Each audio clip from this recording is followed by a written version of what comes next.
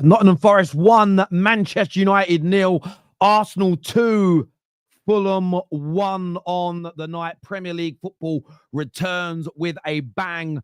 We're here to break it down, to get your opinion. Of course, I'm going to give you mine. We've got panels coming for you later as well. But hit the like button. Make sure you are subscribing and get the bell notification button turned on as well. Get that done for us right now, people.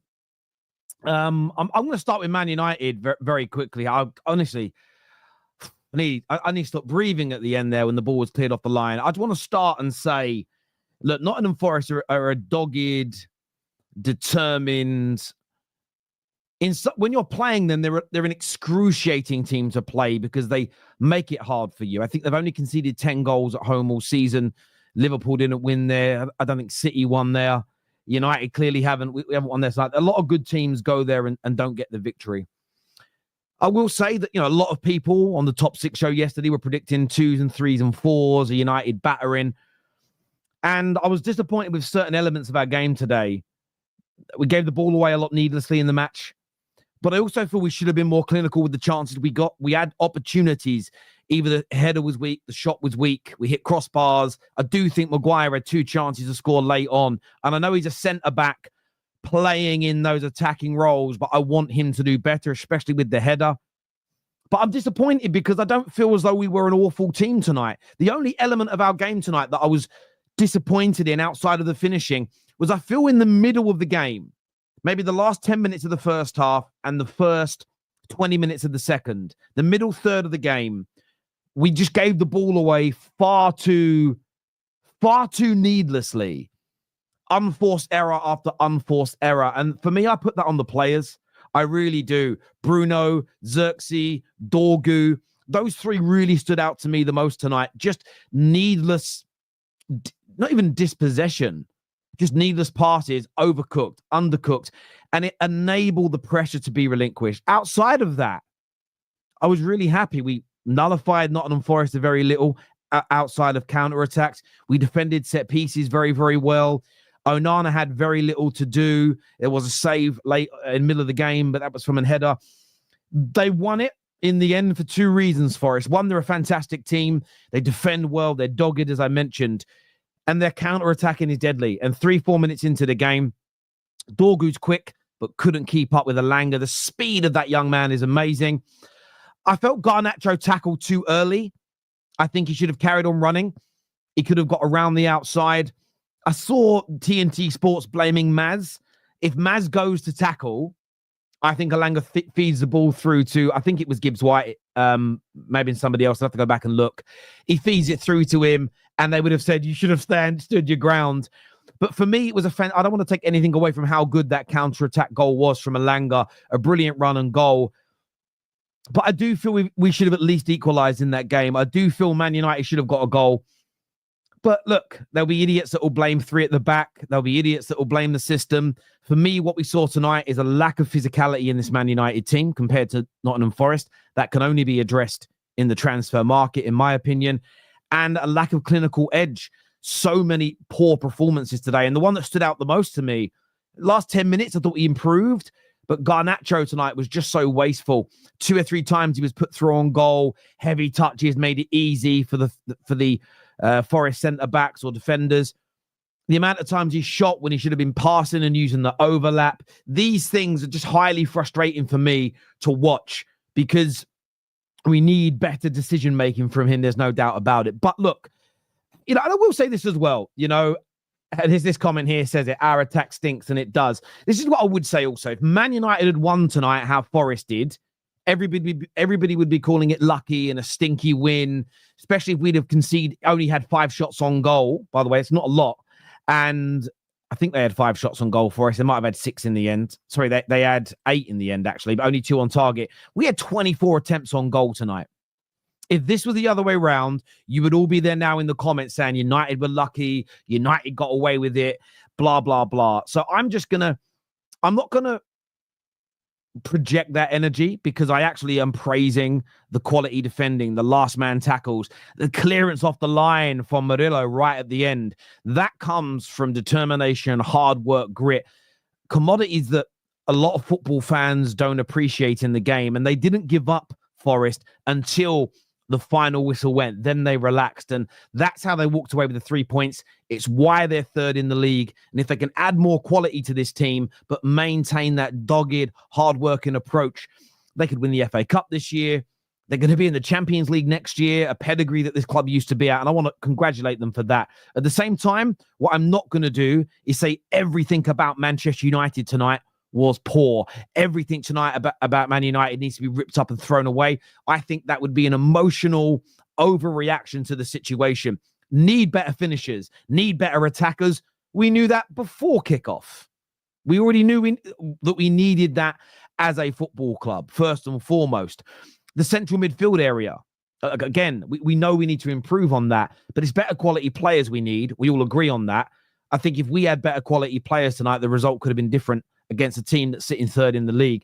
So I don't want to throw baby out with the bathwater as a Man United fan, but I will criticize Garnacho, wasteful, and 3 players that really stood out to me that gave the ball away far too easily, far too regularly today. Bruno Fernandes, Xerxes, and Dorgu. They just frustrated the living daylights out of me so often in this game. Defensively, look, I thought Yoro, Maz, and De Ligt during open play did well. There's the one counter-attack right at the start of the game, but Forest have ripped every team in the league open with counter-attacks this year. Am I going to overly explode at Man United, who are nowhere near the best defense? No, but some great defending against counter-attacks later in the game. But look, Forest deserved the win. That's all I've got to say on that one.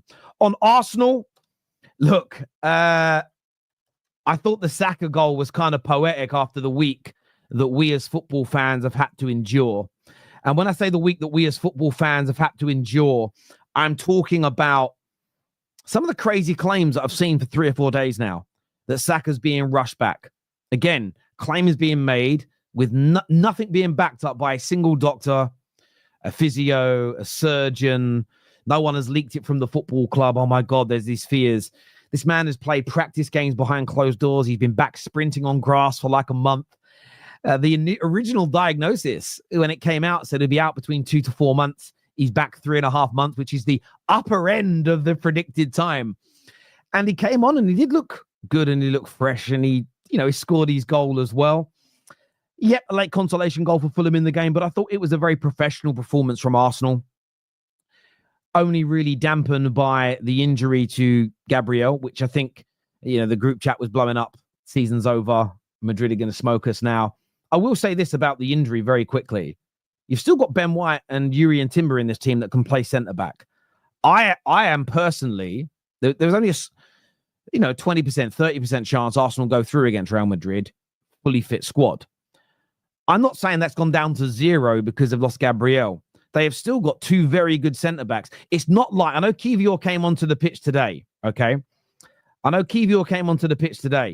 it's not as though Kivior is going to start those games. It's not like 2 years ago when Rob Holding had to step in. You have got Ben White, who's back fit, and you have got Ian Timber that are both very good centre-backs. You've got Calafiori. Is he fit? An Arsenal fan backstage, Trimless. Is he fit, Calafiori?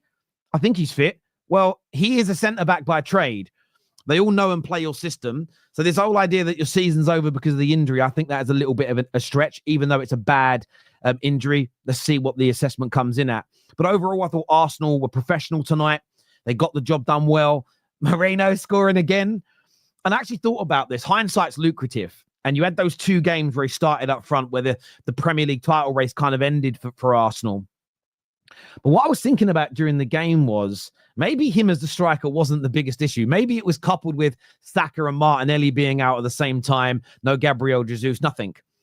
And because I watched him tonight, and again, I just thought he did well. Scored another goal. Yes, there was a deflection, but well worked piece of football. And he scored quite a few goals. He scored for a central midfielder playing as a striker. I think he's done okay. He walks away with his head. He scored more goals than a lot of other strikers in the Premier League in a very short space of time. So, look, it was very professional from Arsenal. They got the job done. Saka was back with a bang tonight, which I know will infuriate certain rivals. I know will infuriate a sort of percentage of Arsenal fans. I don't know why, per se. I don't quite know why per se, and I say that because you should all be buzzing. That I've not really understood it this week. The anger and the frustration and the annoyance that Bukayo Saka is back. I just haven't really understood why the frustration has been there personally.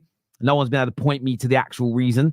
There's no smoking gun, but he was there indeed. And look, Arsenal did a professional job. I thought the last 10 minutes, and of course I was watching both games at the same time, I felt Arsenal maybe became a little bit lackadaisical, a little bit, oh, we've got this, it's in the bag. And then you conceded that very late goal, and there was a little bit of anxiety that crept into the stadium. You could have maybe maintained some intensity going into that last sort of 10 to 15 minutes. But outside of it, there was no real problems at all. By far the better team. I didn't look at the stats. I'm going to look at them now. I'm going to guess 10 to 15% more possession and double the shots? Actually, no, slightly less than that. You actually only had only slightly more possession than Fulham, but 17 shots to 9 in this game as an example. One thing I would say about Arsenal tonight, only 4 on target. That'll be something I feel that Arteta will pull on and say needs to improve. Considering Fulham had 9 shots and had 3 on target. Get more on target, you've got more chance of scoring goals. I know it sounds obvious, but that's what they need to do a little bit more, I would say, tonight, Arsenal, because they had some really good chances and opportunities in this game. I thought Nwaneri had another very solid performance for the young man.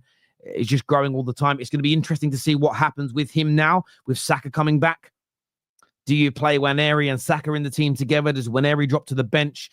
Do you maybe move Nwaneri into a central position and play him as a kind of false 9, if you like, and Saka out on the right, Moreno dropping out the team? I'd love to hear from Gooners in the chat around what you would do in terms of that scenario. Very, very intrigued to hear from you on that one. Ben White isn't confirmed as out for the Madrid game. There we go. Talk about the Martinelli performance. Look, I'm going to be honest with you. I focused more on the Man United game tonight than I did. I thought Martinelli... How do I describe Martinelli? Like, his assist was brilliant, right? That element was really, really cool. I look at a player, though, in Martinelli who has just stopped believing. Have you ever seen the film Hook with the late, great Robin Williams, where he plays Peter Pan, but he's more grown up? You must have seen that, right? He's forgot. He's happy thought. He can't fly anymore. He's forgotten he's Peter Pan. I kind of feel like that about Martinelli. There's almost this element of... he second guesses himself so much. And ironically, 2 of the best bits from him tonight, his goal he scored that was offside, instinctive, quick. The assist he got for Saka, he knew he couldn't shoot. He knew Saka's behind him. He just instinctively knocked the ball on. I think Martinelli was a better player for Arsenal when he stopped thinking so much and he just did what came naturally to him. I wouldn't say it was a stinker or anything on that level. He performed well. He created, how many chances did he create tonight? I would say that there may be a few in there. Created 5 chances. His dribbling looked good, but I still think, and maybe I'm being over harsh here, I still think there's so much more to come from him. I still think there's more output at the end for this young man. He's just got to play with more freedom in his mind. He has just got to relax a little bit more, drop the shoulders, pushed out the chest, and allow his talent to do the talking, because there's a talented player in there. We've seen a much better version of him. But having said that, it's a far cry from what Arsenal fans were witnessing, what we as football fans were witnessing much earlier on this season. So, look, I look at it from this point of view, just needs more and more time. Mark was very good, in my opinion. Yeah, listen, I hear it. I hear it. Man of the match performance. Fair play to you. Your team played too, Terry. Yeah, I know. I already spent the first 7-8 minutes of the show talking about my team, bro. You got here late. You fucking troll. I started with my team. You done yourself there, my G. You done yourself there. Martinelli was the most impressive player today. Fair play. Look, I thought he was very, very good. I thought he was very, very good indeed. I like what Nwaneri was doing on the field of play as an example. But that doesn't mean I wasn't impressed with Martinelli. But I suppose to me, maybe I've got some bias. Maybe it's because I've grown over the last year, frustrated at Martinelli. I don't love him like you Gooners do. So I'm still looking for absolute perfection from him, and I still think he's some way from getting back after that on a consistent basis. But as I said, when he doesn't think, His assist today, as an example, was brilliant. Some idiots will say he didn't mean it. He did. He clearly meant to do what he did, to flick it behind himself. 6 million, so I won't complain, but he ain't that. We need a major upgrade. The thing is with the 6 million conversation, I get your point. But there comes a stage where a player stops being assessed based on what you bought them for. There comes a point in time. For instance, Trent Alexander-Arnold, when he has bad games, nobody says, yeah, but he was free because he was from the academy. It doesn't matter. Well, no, he's one of the best right backs in the world. He's set a standard. You're judged by those standards. So I get your point. I do get your point, but there we go. Some super chats here. I have had enough of this shit, Terry. I'm assuming you're a Man United fan. Maybe you're not. I can't tell by that picture. Could be Arsenal, could be Man United. You need to express what shit that is. It has to be Man United because we lost tonight. No Arsenal fan could be in a bad mood tonight, unless they think Gabriel's injury was because of Arteta. I'm sure there's someone who thinks that, actually. I bet there's some gooners going, it's his fault. Shouldn't have played him because he was on a plane to Brazil. Difference in the game was Elanga and Garnacho. One winger looks up for the ball and scans and knows what to do in dangerous areas. The other one overcomplicates stuff, never looks up with bad decision making. Yes, I totally agree with that. I'm still seeing a lot of people on the TL say we should have kept Elanga and got rid of Garnacho. I understand that train of thought, especially with Elanga doing well. But what I will say tonight is Elanga, along with every other Nottingham Forest player, when they attacked us in open play, not a counter-attack, not a transition, they did diddly squat. So that's where I draw the line. I criticize Garnacho, and I think we need to improve on it. It's why if we could sell him for 60 million to Chelsea and go and get Semenyo, I'm up for doing that. I've said that for the last 2 weeks on the United Stand when I've done shows there. What I'm not going to do, though, is I'm so proud of what Elanga's doing. But I think there's a different level of output and a different level of performance if teams start sitting back deep against Nottingham Forest and he's in the side. Where he excels is on the counter-attack. And I think he has found the perfect team, perfect system that gets the best out of his ability. Horses for courses and all of that jazz. So, yes, I hear you. But, and I know you haven't said this, Joshua, so I'm not throwing this at you. The people saying if we had Elanga in the team, we'd be doing better this season. We might score on the counter-attack for us, but still most teams sit back behind the ball against Man United, so we have to be very mindful of that.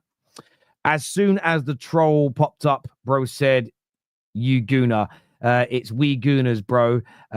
If people don't get the banter, seek help. Yeah, I just couldn't work out. I just couldn't work out by the picture, my friend. I thought it might have been a gooner, and maybe it was banter. As again, this week's been very weird. Arsenal fans angry that Saka returned. I fucking didn't understand it at all. It has been undemeanable that our luck is undeniable. Sorry, my brain went for a Burton, mate. Undeniable that our luck has been abysmal this season. I swear we've had a rotating door of having at least 2 injuries since October. Yeah, look, I saw a lot of your rivals online, the big accounts of other clubs, like laughing when Gabriel pulled up and got the injury. I would always look at that as a sign of the fear they hold in your team. Because if you really are a side that isn't a threat, cannot win, will never win, why would anybody celebrate an important player getting injured? Just ask yourself that question. Just ask yourself. Barring interactions on socials, but I don't think one of the accounts I saw was even verified, so there's no money in it. T, be happy, your star team won. Keep glazing. Come on, you gooners. Yeah, some will say that because I'm being fair.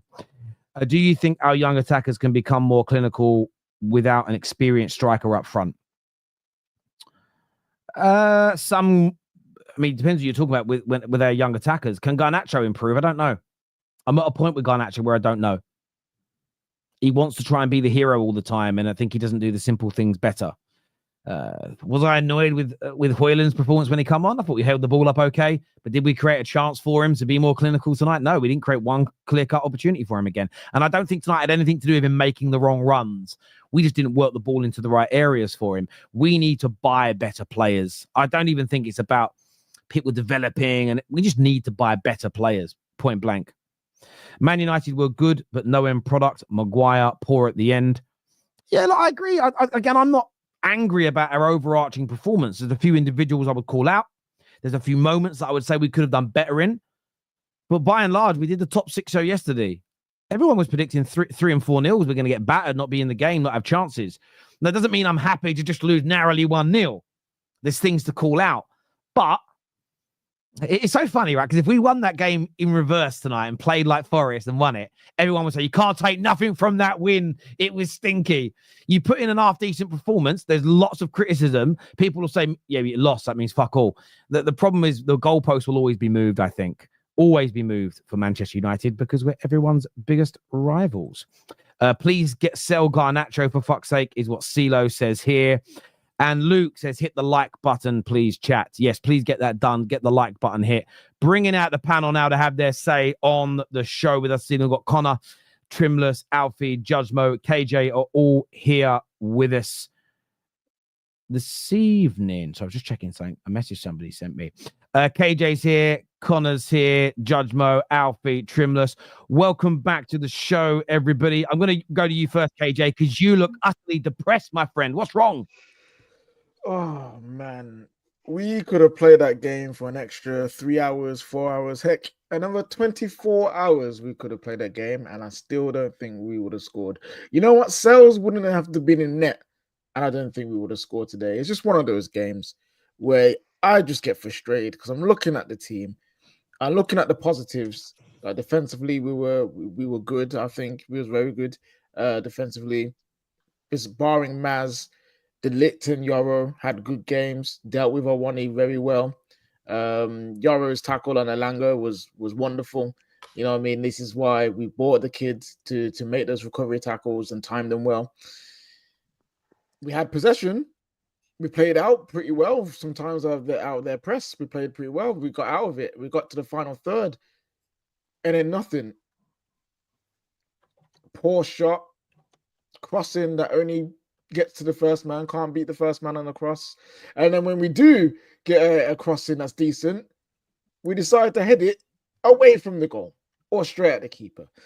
And it's one of those ones where if I take out that part, I'm actually quite happy with the base performance. But it's in these games where I just look at this squad and I'm just like, we need so much more, man. We need so much. We just need better players, more physicality, more PMP, more technical ability. And then, yeah, if we're still failing after that, then we can start looking at Amorim.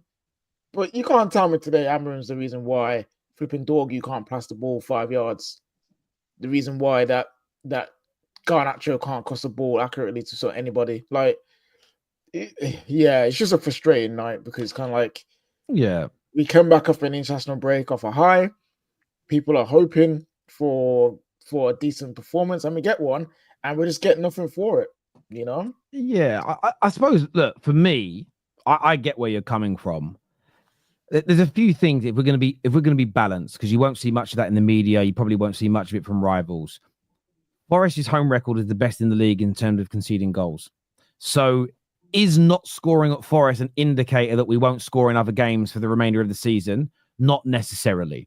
And that's being fair. Most sides haven't scored there or scored very many goals there, as an example. For me, though, what I'm finding interesting, trying to observe from the outside, is I still could see what we were trying to do. We just need better quality football players. When we've played more like Forest in the last 4 or 5 years and stunk out results, everybody has said, but there's never going to be any consistency or sustainability in that way of playing. So I still think we're at early stages, and we just know, I think, KJ, for me tonight was just another reminder for everybody that, I know I've known this, I know you have, I know most United fans with the brain have said this.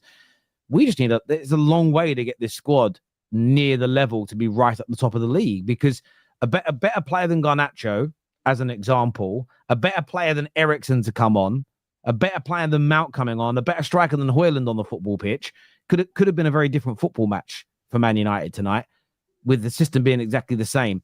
What I don't agree with is anyone going, "Oh, playing with 3 at the back is the reason that you lost." I think all that kind of conversation is kind of crazy to me. But and look, someone here says, "What ifs?" And the problem is, well, what else are we meant to say, Truth King? Because we're not going to stick with this team forever. What like again? Give me better analysis than calling out the what ifs. I have said bad players are bad. I have said that mistakes from individuals were made. What else are we meant to say here? Like, unless you guys have got some again, if you guys want to say it's Amorim, the system is bad, just say it. You don't need me to endorse the message. Say your truth, brother. You don't need me to hold your hand. Do you want me to put my pocket out for you to hold? So you can walk around holding my pocket, brother? You want to hold the pocket? No. You want to follow me around the yard holding the pocket, bro? Come on, my G. Speak. What if? I'll tell you what my what if is this. Give Man United 11 better players tonight and we win the game. That's it. So I don't think the system is the issue. I think the quality of players tonight was the difference between the two teams. Simple as that for me. What about the fact that Elanga is a former Man United player and he came and got revenge against you guys? Wasn't he viewed as not good enough? Is it revenge? No, okay, revenge? Let me stop this now. No, but wasn't he viewed as not good enough? He wasn't good enough. Like, are you gonna revise? Yeah, don't do revision on Egal. We all know Elanga wasn't good enough. I watched him live. Like Smith Rowe wasn't good enough for Arsenal. Him doing good at Fulham doesn't make it wrong that you got rid of him. Like, for that's example, my guy right there. So let me speak on this. Yeah, Anthony has always been what he is now. He's gotten better, yes, he has developed, but when he left Man United because the pressure was too much, there wasn't enough space for him to use his strengths. He was facing low blocks, and he just wasn't ready. He goes away to Nottingham Forest, where he gets to develop in peace, because no one ain't looking for him when he has a bad game. No one ain't sending him abuse when he has a bad game. No one looking at him when he has a bad game, and he also goes to a team where they suit his strengths, running in behind, running into space. Switch Anthony out for Garnacho today, and I guarantee you we'll be wondering what's happening with Elanga, because his game suits what Forest do. So it's not about we should have kept him because this, that, and the third. No, he was right. He moved on. He's developed what he is now, and he had a good game. And I wouldn't call it. Listen, I'm actually really happy seeing an academy player from United doing well. The thing is, Egal, your point is a lot. It's not a dig at you. I know you're doing it for a bit of banter, but I saw again Sky Sports polluting the airwaves with a conversation about this before the game, and the lack of nuance, the lack of understanding, and you saw it tonight.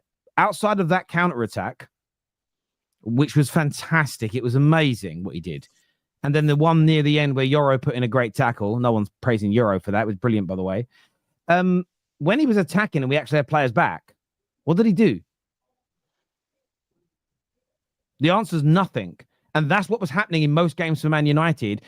Most of the time, we weren't able to counterattack and utilize his pace as an example. So for me, if he'd have stayed and been a player on the bench that we bring on when we're winning or when there is space to run into, he would have been a very good player. But he wouldn't be having at Man United, at Chelsea, at Arsenal, City or Liverpool, the season that he is at Newcastle, at Nottingham Forest. Now, that doesn't mean he isn't a Premier League player.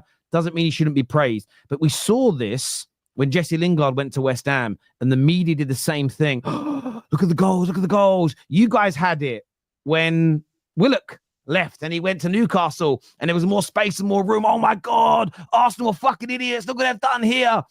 And then, again, why is Willock... Look, Willock's done okay at Newcastle. As they become a better team and more teams sit back against them, his impact's been less and less because he isn't of that Champions League level. And there is a difference. And look, long may it continue for Elanga. I hope he does well. But for me, I'm not sitting here going to do up basic bitch analysis and revisionism saying, do you know where we really went wrong in the last 5 years was letting Elanga leave? That, for me, is not where Man United's conversation should be personally. But I do get the question.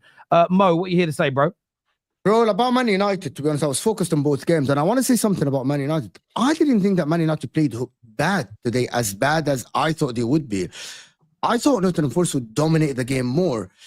There are some mistakes. And now, this game, I would have to say that Staffy is right. And you are right about maybe better players would have done better for Amorim. Because I saw Dorgu going forward. I saw Xerxes getting good positions, but misusing the ball. I saw Bruno Fernandes had 2 chances. Maybe if he played in that position more, he would have scored them. I saw Dallo went up and then he didn't cross for some reason. He couldn't cross for some reason. the problem today for Man United was not the system. Yes, you got beat on a counter-attack, but everyone got beaten on the counter. Even Liverpool got scored on with one of the best defenses in the league against Nottingham Forest at home, by the way, at Old Trafford. But you limited their chances. You had a couple of chances. For example, Garnacho cutting inside. Any decent winger, by the way, at least work the goalkeeper, not shooting 10 yards above the bar. Like any decent player would have at least worked the goalkeeper. A couple of corners you didn't use. I didn't think that, to be honest, I was harsh on Man United majority of the games. Maybe I think rightfully so. This game, I didn't think that Man United were that bad. Yes, for the banter, yeah, Man United lost, they're a shit team, you're this in the league or that. But I see where sometimes you guys say that maybe we need new players. Maybe we need new wingers. Maybe we need a better number 10 than Garnacho next to Bruno Fernandes. Casemiro and Ugarte, they didn't look bad at all in that midfield. They're not great on the ball, both of them, but Ugarte looks better than Casemiro. I thought Linioro played all right. Man United losing 1-0 to Forest at this stage of the season, by the way, is not a horrific result. People make it as Man United should go to Forest and win 2-3-1. That is not going to happen, by the way. No one expected Man United to go to Forest and win. That is for Manchester United. Will Amarim be able to turn it around this season? No, he won't. He needs new players, basically. You basically have 3 forwards to play. Garnacho, when Ahmad is back, maybe. But Garnacho and Højlund and Xerxes, they're both not good enough for Manchester United at the current moment. In the midfield, you need a better midfielder than Casemiro. Ugarte is fine. Dorgo is still young and inexperienced. And Elanga is more experienced than him. Like, people want to crash it on Man United, but today, I always, I don't like Man United. But today, to have fair analysis of Man United today, Man United fans, this is not your worst result of the season against Nottingham Forest. I know that everyone wants to cry, everyone wants to banter, everyone wants to come and be like, oh my God, you lost again. Okay, it is expected to lose again against Nottingham Forest. It's nothing new. And by the way, City lost to Forest, right? The Man United losing to Forest in a one counter attack in the 5th minute is not the end of the world, because you have to look at the bigger picture. But I know everyone wants to banter, which is fine. I like the banter and everything. But to analyze the game, Man United were shit. No, they weren't shit.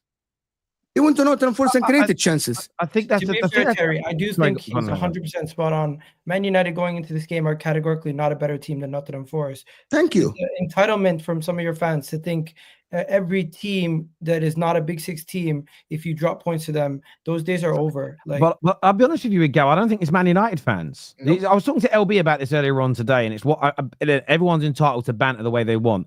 I don't think most level-headed, normal Man United fans, ones who show their face or show their real name online, are going into this game going, it's only Forest, we're going to beat them. I think most Man United fans know what we are right now in reality.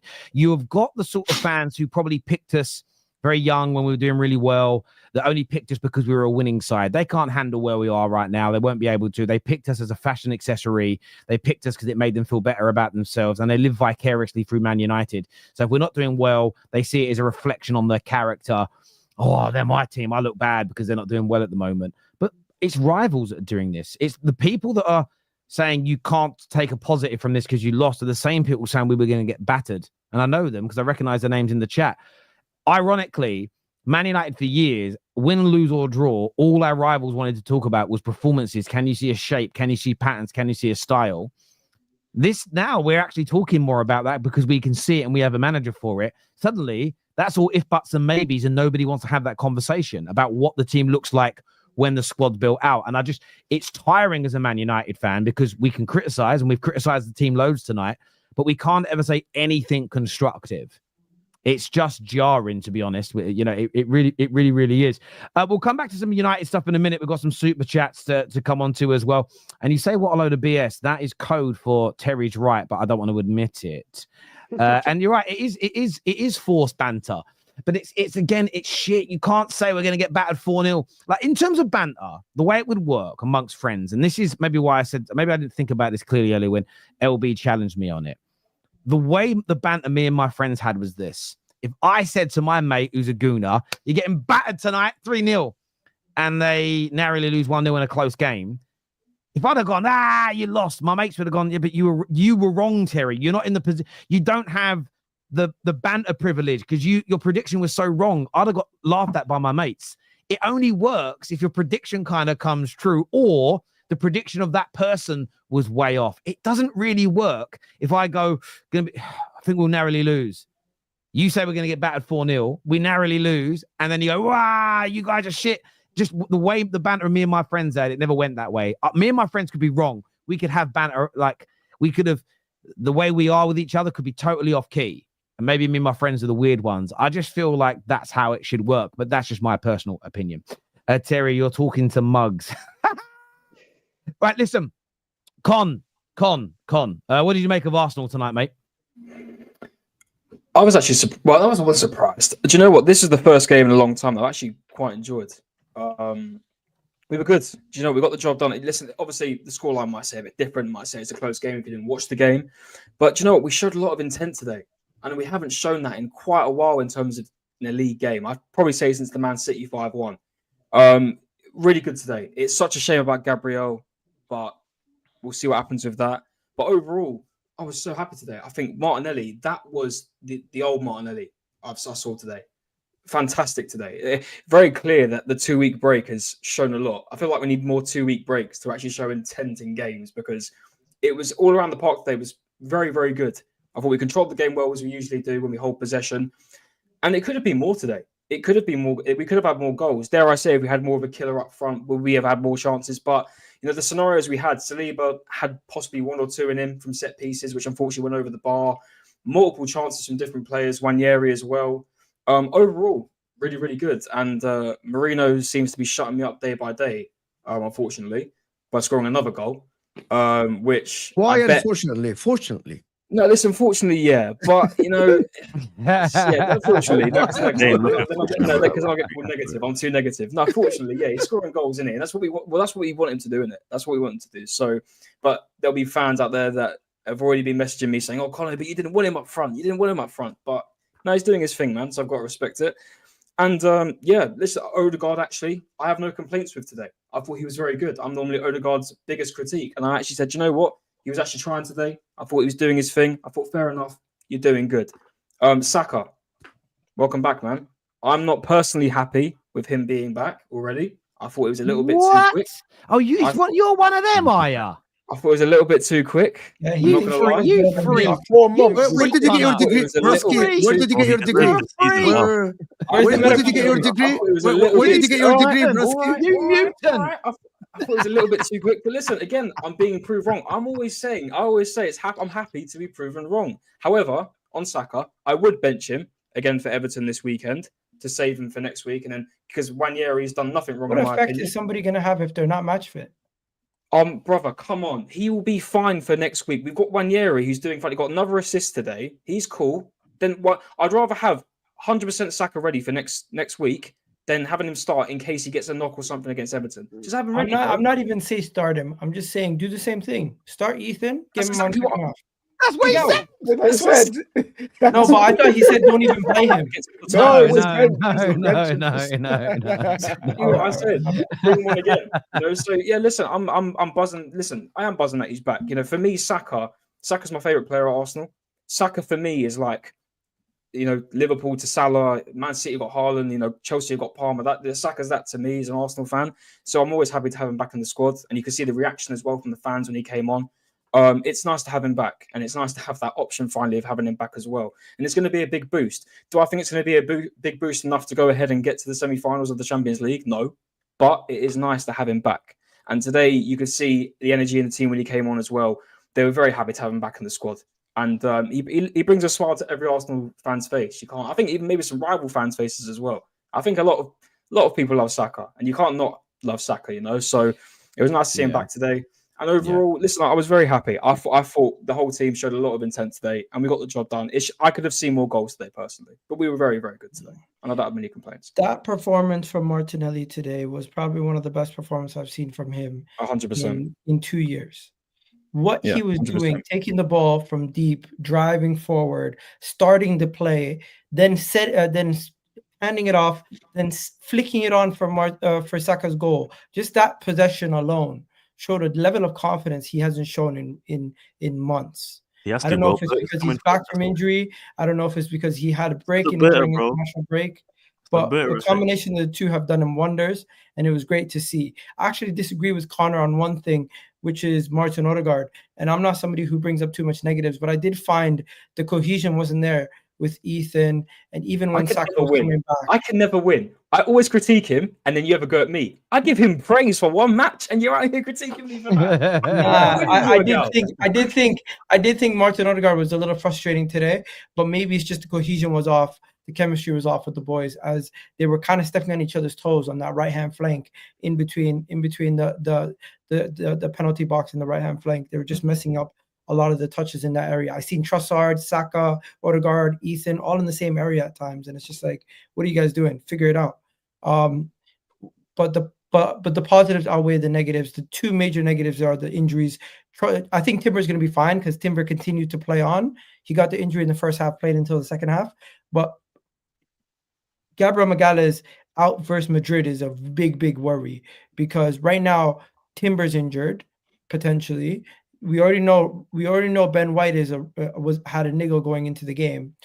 Even if we have Gabriel Magalhaes injured, if I see Kivior versus Real Madrid, we have no hope. The guy cannot do nothing. If you see in the goal today, he is a liability. Every time the ball is on his side of the flank, somehow a shot is taken or a cross is played in where Gabriel or anybody else would just clear it. I'll have much more confidence if I see Timber playing in the defense or even Calafiori playing in the defense. Sorry, not Calafiori. Anybody but Calafiori or Kivior really. That would give me much more confidence. So I would want either Ben White to play out of position or even Saliba being pushed to the other side and put either Timber or Ben White in the center back pairing. That is what I need. I don't need Kivior versus Real Madrid. If Ben White's not back for the first leg, would you put? I've seen people say Declan Rice and centre back. I'm not too sure. No. You don't mess up the midfield. No, that's what I was going to say. Yeah. What I would do is if Timber's okay, you put Timber on the right centre back. You move Saliba over to left centre back. I've seen him do it for his country. What about Calafiori that is a left-sided centre back? That's his main position. Calafiori's also he's out. Is he out injured? Is he? Oh, okay. That's what the season. Now having defenders injured. I think with Timber and White being in and around available, I just don't. Again, I think if your manager picked Kivior over those two, I think you should sack him on the night. I think Berta should just sack him instantly, give him his money. Like genuinely, because you're not in the. I know you're gutted that he's out injured, and I get why. But this isn't the same as 2 Premier League seasons ago where Saliba's out and you're putting in Holding. You've got really good options, really talented players that know your system. So I get the frustration. By the way, when it comes to Real Madrid, they lost 4-3 tonight at home to Sociedad. It's in extra time now, as an example. Sociedad, by the way, that United beat. Ain't football weird? United beat them up over 2 legs. And they're out here bopping it around and doing really well against Real Madrid. Football's crazy. That's why I love football, man. It's who did you say that Terry, they're technically drawing 4-4 on aggregate. Yeah, that's what he extra time. That's what I said. That's what I said. Extra time. Yes, extra time. Yeah. Terry, who did you say that Arsenal have? I don't understand. They have nobody but Kivior. If Calafiori is out, there's nobody. Hang on, is Ben White Ben White's around, isn't he? He's out. Ben White he was out tonight. He's out tonight. He's 50-50. He's not 100% fit. Okay. But Ben White, Yuri and Timber, I didn't know Calafiori was out injured. I just got to. I put a thing in the group chat asking where Ben White was, and someone said he's off with like a family matter as opposed to an injury. I just took that as. I have a shout. Play Kieran Tierney. Fucking guy's better defender than some of these guys. Please play Tierney. Please. Oh my gosh. Where it's centre back. Yeah, and who plays right back? Who plays right Timber, No, it's centre back. If Timber, Calafiori, Tomiyasu, Gabriel Martinelli, Gabriel Magalhaes, and all these guys are out, the next best option, in my opinion, out of Kivior and friggin' Timber. I mean, Kivior and okay, but that's worst case scenario. Sorry, I'm confusing so many names. Sorry. No, it's not. Kieran Tierney is a better defender than Kivior. He's a better defender than Zinchenko. We have no other better defensive option. You do. He used to play centre back for West Ham. He's called Declan Rice. Why would You you? can't take Rice Why at the would middle, you bro. He's ruin your pivotal. midfield to try to Energy. fix your defense? I hear that, but I suppose what we're talking about here is maybe some cross points here. If Yurian Timber and/or Ben White and/or Calafiori are available, Kiwior don't play. I think what everyone's saying here is, Egal, if this is your option, okay, if your option is Kiwior at centre back or Declan Rice at centre back, and you move the midfield, which option would you go with? Neither, and I'll play Kieran Tierney. No, you got to answer the question. Damn it, he gave you Egal, you can't find a loophole, man. You can't. Come Okay, on. no, if there's no loophole at that point, I would bite the bullet and I would move Declan Rice to defense. There we go. I think that was a point people are stating. Like, no, I don't think anyone's saying, right, Gabriel's out, Declan Rice should go back. I think people are stating that there are multiple options. This is what I've said. I know someone called me out in the comments and Terry's bullshit about sacking Arteta. It's called a joke. I wouldn't really do it on the day. But before Kiwior starts this game, I think Arsenal potentially have 3 to 4 other options before that. So that's why if he picks it, that's a madness in my personal opinion. Ben White is back and Timber can play for Gabby, is what Abraham Espinoza says here. I noticed Odegaard played better when Saka came on. What a surprise. It's his best. Like you can literally see the difference from when Saka got injured with Odegaard compared to when he's not there. I mean, compared to when he's there. Sorry, it's chalk and cheese when he's there and when he's not. Yeah, but also Martinelli helped big time today. Yeah, 100%. I want to see more of that from Martinelli. Martinelli needs to be like that now for the rest of I don't want none of this purple patch stuff now. He has to be like this now. I might have been a little bit harsh for Martinelli because he infuriated me for so long watching him. Even though I thought he was good tonight. Terry, it's the right opinion though. It's a correct opinion because he has been inconsistent. We need to relax, man. It's still just one game. Plus, though, I was also watching Man United game more, so there's probably things I missed because I wasn't like watching the game intently. This here says, Egal, why are you so annoying? You come on here after an Arsenal win and straight out try to do Elanga revisionism with United like a troll. When people say this about Emery and ESR, don't you cry? What did you say, Egal? First things first. All I said is the guy scored a goal and Manchester United spoke about players that were not good enough. And he was one of the guys who stepped up for a team that you faced, and he was coincidentally. So you are saying he was good enough for Man United? It's not revisionist history. I'm just speaking about what happened today. It can't be revisionist history if you're speaking about what happened today. What is your opinion? Do you think Man United? Do you think he was good enough? I don't think Man United made a mistake, but I think it is quite funny. And at that point, yeah, you could say it's trolling or whatever. But the real point behind it is you have Garnacho, who was defending another academy player of his, and if you were to switch them, I genuinely believe Elanga would have been able to stop Garnacho on that counterattack. Yeah, look, I hear that. I mean, Garnacho wouldn't be at Nottingham Forest playing in a counter-attack team, though, in the first place. Well, look, I hear where you're coming from, though. The problem with the analysis is it means we ignore the true root cause of this problem. And the root cause is Garnacho was being developed and brought through the academy during a time when Man United were trying to do something with Ten Hag. And actually, in his early stages, Garnacho looked like he was doing something. We have now changed complete and utter footballing direction. We have done this, by the way, 6 times in the since Sir Alex Ferguson has left, with the new manager and new ideas. And we've never stuck to one particular way. So you always get this moment where you're in the transition between one style to another. And a player that looked good under the previous manager starts to look poor. We saw it with Januzaj when we went from playing the sort of the Moyes way into playing the LVG way as an example. And there's multiple others if you go through it of when the manager's changed, when the coaching has changed, when the style of football has changed. Some players have got better, some have stayed the same. Some have got worse, as an example. So the fact the media is ignoring the root cause problems as to why, it's great. And that's why I'm not married to the idea of most players leaving or staying at the football club. Midway through this season, we should have done it in the summer, but it was midway through the campaign. We decided to completely overhaul the way we operate as a football club, the players, the squad we want to build, which means a player that a year ago looked like he may be good enough for the team in today's world may not suit what we're trying to build. The same as if Forest sack Nuno in the summer and go, right, we're bringing in a possession-based manager and we're going to play on the front foot. suddenly someone like Elanga may not be suited to that football club anymore. And the fact that the mainstream media doesn't have these conversations just shows how far they've fallen. And I suppose for me, as a content creator in the fan space, I don't want us to fall to that same level of shit as well. Like there's banter, and it's okay to have it. I'm not saying we shouldn't banter, but to answer the question truthfully, I still think we made the right decision. Okay, the problem is we didn't make the right decision in the way we were operating the football club. That's why we are where we are, not because Elanga was sold or kept. Maybe you guys have a culture problem because when it comes to we know. No, not one second. I'm not talking about only in the club. I'm talking about in general, because the pressure that players face at Manchester United, which you guys always speak about, is there a way to relieve that from the fans? The fans relieve some of the pressure from these guys because they're not playing as themselves. As soon as they leave, you see the weight is lifted off their shoulders and they're able to. You know what? You are Socrates, bro. You are Socrates, my God. No, come on. I'm not even benching. Listen, you know what it is, Egal? You know, sorry, Dara. I know you want to listen, but you know what it is? Your point is not invalid.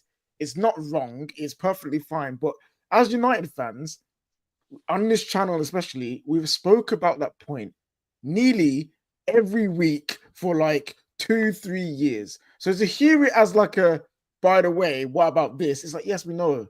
Like, it's not wrong. It's just, it's tried and spoken about.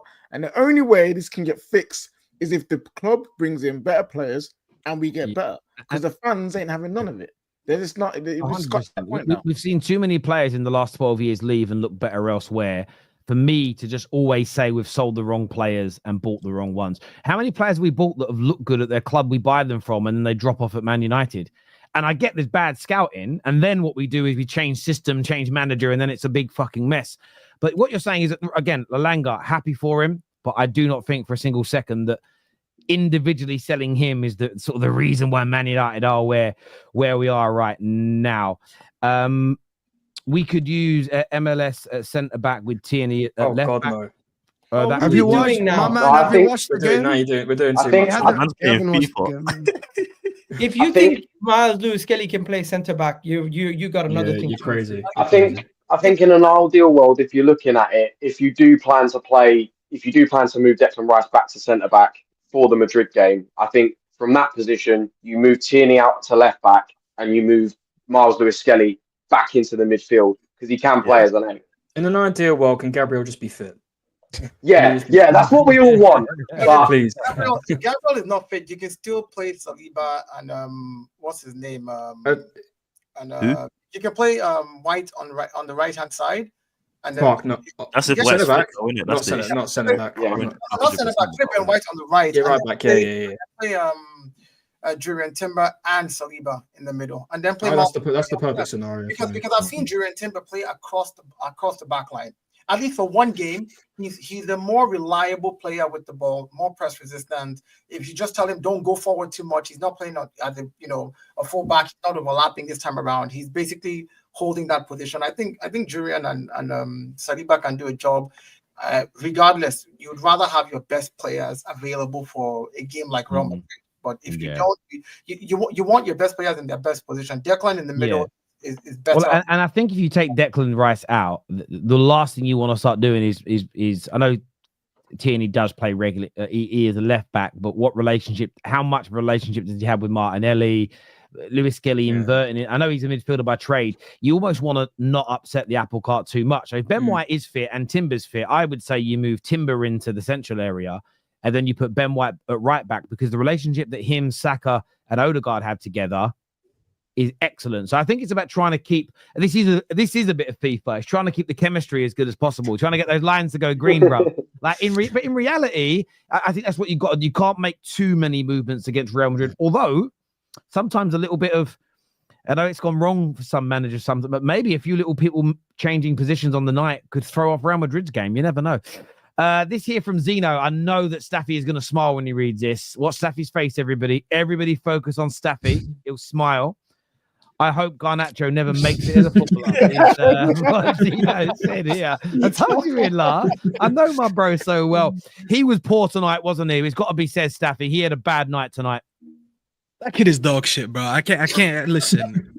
I can't be nice no more, bro. I just can't, bro. Fuck this shit, bro. I'm going unfiltered again. Those days of me being filtered and trying to be nice, I can't do that no more, bro. I'm not gonna lie. You guys are rattled at Egal today for saying absolutely nothing wrong. You just got cooked by Elanga, who you sold for 15 mil in order to sign 85 mil Anthony, who's now at Real Betis, and today you're losing the 3 points to Elanga. There's nothing about what Egal said that was wrong. When you visit the timeline from when it happened until now, we took a massive L. Because I'll tell you what, if Elanga gets sold today, he's getting sold for more than 30 mil at least. Would we all agree? At least 30 mil for Elanga? We sold him for 15.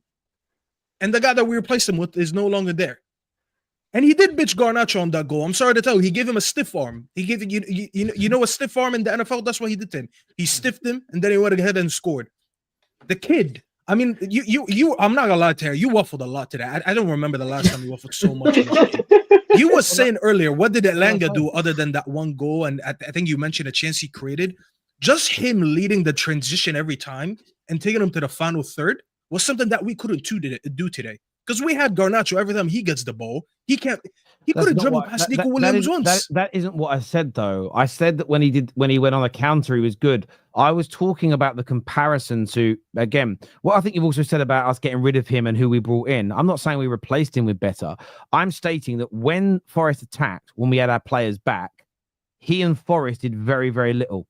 When they transitioned against us, they did well. My point is, Elanga at Man United, in the majority of games we play, teams sit back against us. The question isn't, would he not be a good squad player? This idea, though, that Sky Sports have started, that us allowing Elanga to leave is one of the reasons that we are where we are, I think is an exaggeration and removes the nuance in the conversation. I think we're a team that tries to play on the front foot as regularly as possible.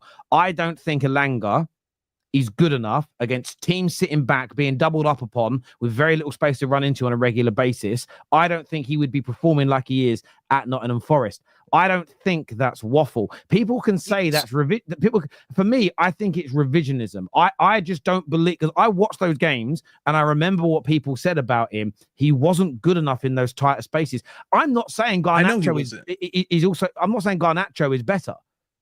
Right now, we know that he isn't, but I don't think what I said is personally wrong, but I hear that you see it differently. So here's the thing. We got sold a dream. We got sold a lie, I should say, that when we got rid of him is because we were going to play more front foot football, and we weren't going to play in the transition as much as we did with Oli.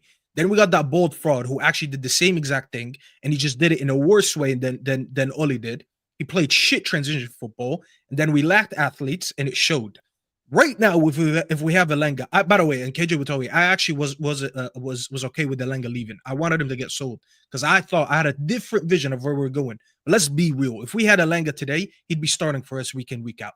And it would be no debate. He has more GNA than all of our wingers this season. So we got to hold it for what it is. Yeah, Staffy, that's the definition of revisionism. So, that's the definition of revisionism. I'm not revision. Yeah, I didn't revisionize. What did I just say? Yeah. Momo, what did I just say? I said I was okay with him leaving. I'm just going to give him one example. Staffy, can you have the same argument about McTominay? We watch McTominay at Man United. McTominay's killing it with Napoli. It doesn't. This McTominay might are you start going to for admit you. This is the thing, Staffy. I think a lot of what you said is right, though. Why that I feel it's revisionism, though, versus a fact, is based on a little key thing you said, and that's a nuance. You had a view of the vision of what we wanted to build. Had we have built what you thought we were going to, and that would have been successful, no matter what Elanga was doing now, we wouldn't be saying it was wrong to remove him. We didn't build anything that was. I didn't say that. We didn't build anything of quality. We didn't build a team and add individuals to our squad that have been able to improve our attack on a good enough level. If we were trying to play on the front foot like we played today, do you think Elanga makes us, over the course of time, a considerably better and more consistent team against teams that sit back against us? That's the question. If we had Elanga today, in today's isolation, today's game, yes, we would be better. Now, would we be a great team? That's not what I'm saying. The reason I'm saying I'm not doing revisionism is because I didn't sit here and say we should have never sold him. I said I actually agreed with us selling him. I never liked how much we sold him for. I think we should have gotten more money than just 15 mil. But I was okay with selling him because, as I said, we were sold a lie that was never given to us. Now, here's the thing. The reason I have an issue with it, like, when I'm sitting here today with an issue with it, because we went ahead and we played against them. Elanga right now is sitting 3rd in the league, and I'm sitting 13th. I don't have better players than Elanga playing in my wings. None of them. You can probably put him and Dorgo on similar status, even though he has a lot more GNA than anyone we have. But he's the closest thing we have to him. We've never replaced him with someone better, and we didn't think he was good enough. That's why I'm sitting here and I'm not happy today.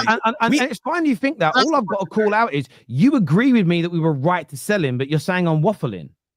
No, I said you were waffling on the part where you're saying he didn't really do much other than the counter attack. I don't remember what I thought he did a lot more in the game. I don't remember Elanga today cutting through us when we were sitting. This transition was amazing today. Yeah, but again, it was amazing. That isn't what I said, is it? I said on the counter attack he's dangerous. We agree. Yes. Yeah, but they played on the counter all game. How can I judge them for something else other than that? But they did attack us at times where we had players behind the ball, where we had our defensive line back, and they didn't lay a finger on us. And that's because I actually don't think if they had Hudson-Odoi and Chris Woodley in the line, it could have actually been different because they had some quality missing. But the idea that Man United today would be a much better team with Elanga in our attack, I think is a huge exaggeration. It is. I didn't say that. We would be better, but not much better. Output of a player in a system that is heavily transitional, where they sit back and have less ball than everyone else in the Premier League, and they have miles of space to run into. He is not running up against he ain't being doubled up on like most of our attackers, Chelsea attackers, Liverpool attackers, Arsenal attackers go through. So for me, I feel like it's a flawed argument from the beginning. Is Elanga doing brilliantly? Absolutely. Is he killing it at Forest? Yes, he is. But do I think he'd be doing better at Arsenal or Liverpool, that are brilliant teams, with the way teams sit back against them this year? Would he be delivering the same way? I still believe no, personally. Yeah, it's funny as well because Elanga would be a right wing back. I think he would be perfect for a right wing back if he was. He would be. He'd cross at least the ball. Staffy, you know the difference between Manchester United and Nottingham Forest. This is not the norm. There's a lot of differences. No. Yeah, what I'm saying. This season is not the norm. This season, right though. I'm talking about this season in particular. I'm saying this season is not the norm for Nottingham Forest. That's number one. Number two is a lot of teams, regardless of how bad Man U is, still play a low block against you guys. Why? Because of the name Manchester United. Regardless of what you want to say. No, not really. No. I'm saying a lot of teams. You didn't need to do anything else. No. I'm saying listen. A lot of teams still. You're laughing, but it's true, bro. It's the easiest way to play against us. Give us the ball. So if Elanga was in your team right now because he needs space and they're playing a low block, he would not be functional in this Manchester United team right now. He'd be no. I'm sorry. He'd be a lot better than anything we have on the right. Because teams play a little bit more expansive against Nottingham Forest. Yes, you respect them, but it's like it's Nottingham Forest, so people are not really like this season. I don't think a lot of people have come to the realization of how good they are. Yes, we talk about all the flashes of how they beat, because maybe they lose this one game or they tie this game. We look down on them again as Nottingham Forest. But the point is, in Nottingham Forest, because people are not every other team is not playing a low block against them, Elanga has space to counter. He has space to move. His best strengths are really. Brother, we had so much space to play against a lot of teams this season. What are you talking about? It's not true. Listen, again, it's not true. I don't even want to talk about Elanga the whole time. I just wanted to make a point. Listen, but the reason why Elanga's coming up is comments like this: Forest before Elanga were bottom 3, Forest with Elanga are top 3. This is removing everything else that's gone into that system and the way they play. And eventually, what's going to happen with Forest is teams are going to sit back deeper, and you're going to see a change. And equally, Staffy, where I get where you're coming from is he better than some of the attackers we have now? And could he do a job for us? Could he do that right wing back role? Yes. But I don't think we should be moving away from what I believe we were right about 2 years ago. Is he truly good enough as an attacker to help get us to where we want to be as a football That's club? what I'm trying to get into. That is the whole point why I started with Elanga. But that's why I'm not doing the same thing about McTominay. I know Scott McTominay isn't a good enough central midfielder to truly make us one of the best teams in Europe again. Just because he's doing well at Napoli doesn't think we made a mistake. It's about what else comes in my personal view. Everyone's missing my point. I didn't even get to finish it. My point is that 2 years after selling him, we still don't have better players than him on the pitch. Yeah. That is my biggest issue. Today we had almost 70% possession, 24 shots with only 6 of them on target. And I couldn't tell you what the 6 on target were. I generally couldn't. A couple of them were just like easy headers where the goalkeepers had it. We had like a 2-point-something XG today. One of the worst stats I've seen all season, because there's games where I sat here, I'm like, you know what? We were unlucky. Today, I mean, I would say a big chunk of that XG came from that last minute chance from Maguire. And that's something, another thing that I want to bring up. Listen, the players are shit. I mentioned them a few times. And I'm tired of everyone trying to defend a lot of these players. I hope we stop talking about... Staffy, what was Casemiro like? What was Casemiro like today? He was decent today. I actually didn't mind him that much. I was actually upset that... I was Conor is great in there, isn't he? The fact that he got benched, he watches my watch-alongs. That's why he's asking me on purpose. I thought it was weird that he got benched, that he got subbed out before Garnacho. I thought it was weird that Xerxes got subbed out before Garnacho. How Garnacho saw 90 minutes was beyond me. Bruno, I mean, without the GNA, this is the old Bruno. He looked very, very ugly today without the GNA. But the biggest thing I want to mention, Amorim today, I'm not going to lie, I was pissed at Amorim. And I said this on my watch-along, honestly. I said, if John Cena can turn heel on the WWE universe, trust me, Amorim, I can turn heel on you. Because what the fuck were these substitutions that I saw today? I'm seeing Chido Obi not even being on the bench, and then I'm putting a Maguire cameo in the end of the game being striker. He knows that this team can't score goals. How do you not have more attackers on the bench? How are you bringing on Maguire to play as a second striker with like 10 minutes left when you could have had another striker on the bench? Now, I don't care if he's 16, 17, 18. I don't give a fuck. Hendrick today, I'm seeing him chipping Real Sociedad's goalkeeper. So age is age. I don't give a fuck about that. Yeah. But you got to put him on the bench. You watched him last night, didn't you? You went to the game. Yeah, he played 120 minutes in that game. Oh, he played for under 18s? Yeah, in the FA Youth Cup. I was there, and I'm not gonna lie, he weren't amazing either. You know what I mean? So it's not like he was. Nothing about the team is amazing, but you're not getting me, KJ. I'm desperate right now. No, I get I'm what desperate. saying. I need to clinch onto every penny I have. Yeah, if I'm broke right now and you see me going to the mall, you slap me. You say, would you trust why am I not putting strikers on the bench? Genuinely in life, though, would you trust the opinion of a man who is admitting he's desperate? Would you trust the views and the behavior of someone who said they're desperate? I don't think I would. As a United fan, I'm desperate. Listen, I also thought. Don't you think Amorim's desperate as well, Staffy? Amorim's also desperate. I'm getting tired of that guy. I'm not gonna lie to you. I defend him a lot, but today he really pissed me off. Maguire almost scored like it got blocked. I wanted him. Don't get me wrong. I get here, but listen, bro. I sit here and I'm pissed. I promise you, if Garnacho, after this stinker he had today, would have scored the winner, I still would have celebrated. Don't listen to this Terry guy. Terry's a fraud. He presents that I sit here and I hit these players. I don't, bro. It's a little bit of banter, but I don't care who the fuck scores. Just put the ball in the back of the net. I said nothing. But in Maguire thing though, he had 2 chances to win us the game. How's that? How can you blame Amorim for the sub when the sub actually almost did his job? It wasn't Amorim's fault that he didn't do his job. No, but you're not understanding what I'm saying. But it's fine that I knew Maguire would come on. He'd probably get like a header or a little tap, and that's fine. My issue is that you know that this team doesn't score enough goals. Why don't you have enough attackers on the bench? You don't have enough You don't have enough goals. So you'd rather have a load of every attacker you have on. Do you want academy kids all on the bench for attackers? Really? Come on. What's that? Like, would you rather just have a bench full of academy kids that are attackers? No, I just want to see attackers, bro. I know. But that's all we've got. The thing is as well, right? This is where I understand the desperation. But if Man United are assessing and this is why I know we want everything now. I know we want to improve. We want to be better. We want the squad to be, but we want perfection today. In an ideal world, I get it. But if the Man United team have been watching him in first team training for the last month and they're just saying he isn't ready, giving someone opportunities before they're ready can actually damage them more in the longer term. And we are buying these young assets and these young players and we want to return on them in the future. So I get where you're coming from. I think the thing for me is that I know you don't hate on all these players. I get a lot of what your frustrations are today. I only really felt the biggest mistake from the manager was 2 things. One, I would have started with Rasmus. I think that I feel like midfield he started. Oh my god! Don't even get me started. But again, the midfield wasn't too much of an issue because again, of course it was. It was trash. That's why he took off Ugarte in 45 minutes. Hang on, please. 50 million shink picker. Putting him next to Casemiro, and we're not doing anything. Just stop having.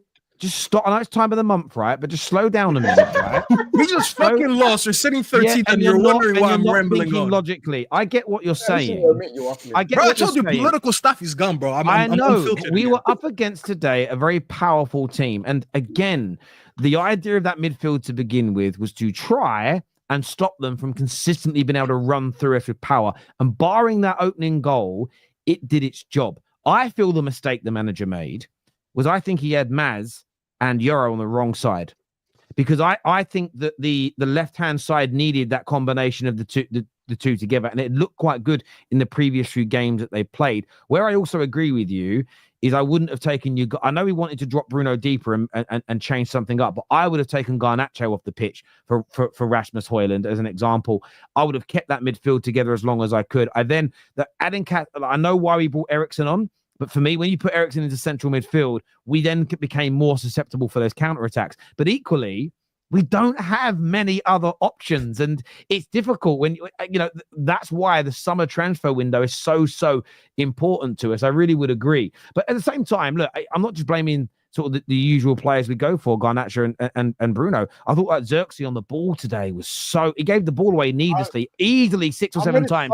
It was terrible. Would you sell him now? Yes. Would you actually You know what? him? I thought about it. I'm a guy that likes to give players a year or like at least 2 years to show that they can do something. And I was thinking about it. It's like, okay, cool. He's not a number 9. He ain't gonna score me goals. And the only place he can play is in this 10 role. But in this 10 role, we need him to ball carry. And yes, my man can do a ball roll, he can do a little shimmy, and he can do a nutmeg, and he can do a flick round the corner. But after you do that, and there's yards of space in front of him to run into, by the time he gets to the ball, the defender's caught up to him. Flipping why? I can't be doing it no more. And if you can't be bursting past man after you've just gotten past them, I'm sorry, you got no space for this team. And I don't care that he's techie. I get it. He's techie. He can do nice link up. He did nice link up today. I admit that some of the things they was doing, cool, but you cannot do the fundamentals of what we need you to do, which is to run that speed and to score goals. But and also, sorry. What he also struggled with today, Xerxes, is there was a lack of space for him. So when he was getting the ball, because of the way Forest play, they're so deep, they're so compact. But what they do brilliantly is they're all their players. Like Yates is probably their least, or maybe Nico Williams, their least physical. But they're still more physical than most players in our team. He was just struggling with that element of the football match. And the comments like this are interesting. Terry wants more powerful players, but Forest's most powerful transition player isn't good enough for United. Make it make sense. I can make it make sense. So I want more speed, more power, more agility in this Man United team. But I also want, at the same time as we're buying that, I want the technical floor of the side to raise up as well. Now, there are players in the Nottingham Forest team that, for instance, Morello at the back, I think he has great ability on the ball, wonderful power, brilliant timing. I think Morgan Gibbs-White would be an excellent player in our 10 position because technically on the ball, he's very proficient. I know he made a mistake towards the end of the game, but he's very proficient on the ball as an example. Anthony Elanga, I think he's improved since he left Man United 2 years ago, but I have seen him already when he's up against teams that sit deeper, when there is less room for him to run into. So for me, I'm not saying he's a bad football player, but I'm talking, I want more technical ability. If for instance, I want someone I'm not saying him, but I want someone who's got the speed of Elanga, but has the technical ability of someone like a Saka, the technical ability of somebody like a Dembele, who's very, very technical. I want us to find players like that can play that role. So it's not about, another comment here says United fans looking down at transitional football like it's some sin. It isn't. That isn't what I'm saying. I've already stated I don't care what style of football Man United pick to build a squad for, but we have to stick to it. We have to complete that build so we have a very balanced squad. If you actually look at Forest and what they have built, and they've just brought a manager in Nuno who's so much better than the previous guy whose name I now forget. What was his name? Cooper, so much better at building a sort of team that plays transition football or counter-attack football. He's just a better manager, but they've continued to improve the squad. What they haven't done, Nottingham Forest, is gone, right, we've gone from Cooper, we're going to go from Cooper to a Potter, from a Potter back to a Cooper, and then back, and they've created this weird hybrid squad. They've known what they need to build to be successful in the Premier League based on the budgets they have, and they have done it fantastically. Man United have got to do the same. It doesn't matter what the philosophy is. I don't care. I'm not married to, we need to have 80% possession. I don't care if we've got 20% possession every game. If we're countering well and winning games and hopefully winning titles, I won't cry about it. I am not precious in that way. The point I'm making is that we are trying to hold on to the ball. We are trying to play on the front foot. That is what we are going to try and do. The manager has said it. I don't think Elanga, in the conversation, should you have sold him or not, we shouldn't have sold him and replaced him with the shit that we have. but it doesn't mean that we didn't need better than him. That is the conversation. And on that last super chat as well, we had a transitional manager. We had the best counter attack and transition in the league under Ollie, and it still wasn't good enough, bro. And everyone cried. No, it's and, because he didn't win shit, bro. But this is also the point, though, Staffy. If we'd have carried on in that direction, with or without Ollie, say we went from Ollie and went to an even better transitional manager who specializes in that, and we carried on. And what we did add was more power and speed into other positions and more technical ability in the middle. We may have gone on to win things by now, but what we did is we teared that up and tried something else. And the maddest bit when we did that is we didn't even build what Ten Hag was famous for. We built this weird fucking hybrid Frankenstein-looking freak bastard that's now we're fucked. And this is what people, and this is why when I listen to the mainstream media talk about it, I scream. I scream so loud my throat starts bleeding because they ignore the root cause problems of all of this shit. And it's so jarring for me. It really, really is, because it ends up going down to these little talking points I don't think hold water. But don't you expect that from mainstream media? They kind of say things that are going to piss fans off. Yeah, maybe. No, I do agree. I do agree with you on that. I like all week spreading lies that Saka was being rushed back, Con. You know, all week. Listen, if something happens, I'll say I told you so, but I'm happy he's back. I'm happy. We just want to protect the game, man. He's been used a lot. Listen, I understood it. All I said all week about it was I didn't know where. I thought the way it was trending, as in like the amount of posts, I was like, there must have been, like, I would have understood if a really respected or sports doctor had come out and gone, this is ridiculous, no way he should be back now. I just didn't know where it had kind of stemmed from as an example. But we got PTSD of the Santi Cazorla situation as well. Yeah, Wilshere as well. It's also the factor of, look at Ben White. You played under an injury for a year. You've got to be very careful. You know, I just wanted to be, because the thing is, I don't want to say it in a scenario if it was a different player, but he is one of, if not our most crucial player in the squad. I just don't want to make that risk. I was just a bit cautious. I understand that. You know. Do you feel a little bit better when Arteta revealed that he's had like practice games, he's been sprinting for a month? And I think, again, listening from the outside, when I heard that he's been doing sprints for over a month, I looked at that and he's played a game. Yeah, I thought, well, that should be okay then. But listen, he wants to get back. He wants to help the team. Listen, you'd know more than anybody. He wants to play in that Madrid fixture in those two fixtures. He wants to be there, doesn't he? You know, who he's probably dreaming about that since he was a kid, playing a game like that. 100%. So and I want him there, and I'm happy he's there for that fixture. I was just cautious that, but you know what? You know, you look at it in a hindsight. You know, he needs those couple games back, like today. I want him to come off on the bench against Everton. I think Nwaneri's fine for that game. Like, I think we can get the job done with Nwaneri and have him come on off the bench. I think it makes more sense. Do I think the manager will start him? Yes, because I think I know my manager. I think he's going to start him. But I was going to say the same But I think listen, I'm happy he's back. Just fingers crossed. It's really disappointing about Gabriel. I'm happy we owe it to Saka to for the season, man. Of course, man. We're not going to beat Madrid, so why are we? Well, wishing? I are we wishing his career? Are we going to beat Madrid, Terry? Are we going to beat Madrid? I doubt it. But it would be, I think, from a social media perspective, which is how I am looking at this.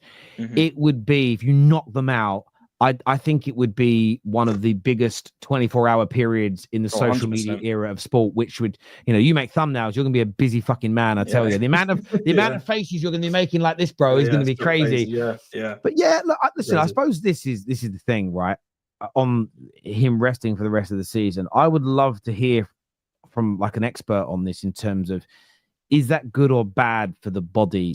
In terms of, would it be good for Saka just to play 30 minutes here, 45 minutes there, miss that game, and play sparingly for the rest of the season? Is it, because a lot of football players talk about how they feel at their best when they're playing regular football as opposed to a bit part. So I would just like to get a professional, and that isn't saying you're wrong, Trimless. It's saying I don't know what the right element is. I hear you. I'm just scared because mate, I get it, and I bet when he opens, if he starts the next game and like opening, especially because the early part of the game, players are fresh. The first time you see him open his legs and sprint, I bet there's going to be a lot of gooners that just hold their breath. Like, how's he going to not before the game, man.